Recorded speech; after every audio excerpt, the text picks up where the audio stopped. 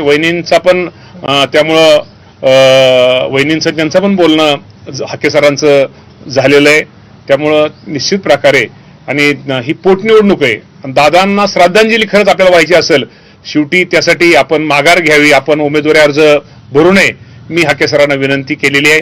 त्यामुळे या बाबतीमध्ये हाके सरच आपल्याला त्यांचा हे सांगतील. हाके सर, काय तुमचा निर्णय आहे? हे बघा, बारामतीची पोटनिवडणूक लढण्यासंदर्भात माझी भूमिका ही सहानुभूतीची प्रचंड मोठी लाट या बारामतीमध्ये आहे. ही वस्तुस्थिती असताना सुद्धा आम्ही काही प्रश्नावरती लक्ष वेधून घेण्यासाठी, कारण मी कुठल्या पक्षाचा सदस्य नाहीये किंवा राजकीय मुवमेंट माझी अजून नाहीये किंवा माझी तशी मूळ नाहीये, तरीही मी या पोटनिवडणुकीमध्ये मी जो एक ओबीसी आंदोलक आहे, मी नेहमी भटक्या विमुक्त जाती जमातींच्या संदर्भात, ओबीसींच्या संदर्भात नेहमी आवाज उठवणारा म्हणून मला एक तशी स्पेस मिळालेली आहे. आणि मग मी या निवडणुकीच्या निमित्तानं मी काही गोष्टी आक्रस्ताळीपणे किंवा थोड्याशा विद्रोही भावनेमध्ये किंवा थोड्याशा म्हणजे आक्रमकपणे मांडण्याचा प्रयत्न करतोय आणि करत होतो. आणि असं करत असताना भरणे मामांनी आत्ता त्यांनी सांगितली ही परिस्थिती.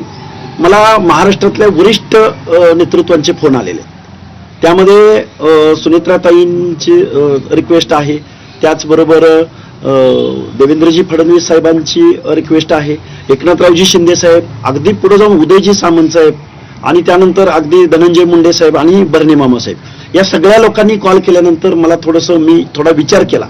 माझी लढाई आहे का, तर ती आहेच. गेल्या वर्षभराच्या कालावधीमध्ये आमचे काही प्रश्न मार्गी लागत नाहीत का, तर लागत नाहीतच.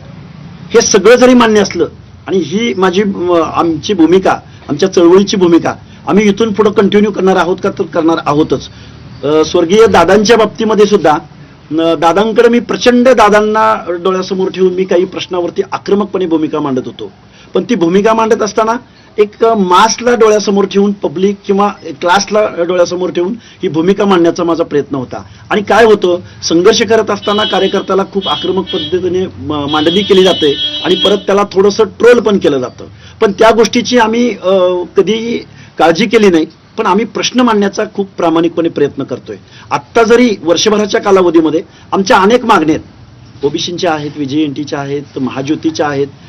18 महामंडळं याच गव्हर्नमेंटनी निवडणुकीला सामोरं जाण्या अगोदर 18 महामंडळं घोषित केली होती. पण त्या महामंडळांना अजूनही अध्यक्ष भेटलेला नाही, अजूनही कार्यालय भेटलेलं नाही. कालचं बजेटरी सेशन झालं. या बजेटरी सेशनमध्ये अर्ध्याहून जास्त लोकसंख्येला 0.5% 0.56% बजेटरी तरतूद झाली त्यांच्या सामाजिक न्याय हक्काच्या योजनांसाठी. मी मला काही गोष्टी आम्हाला जाणवल्या, या गोष्टी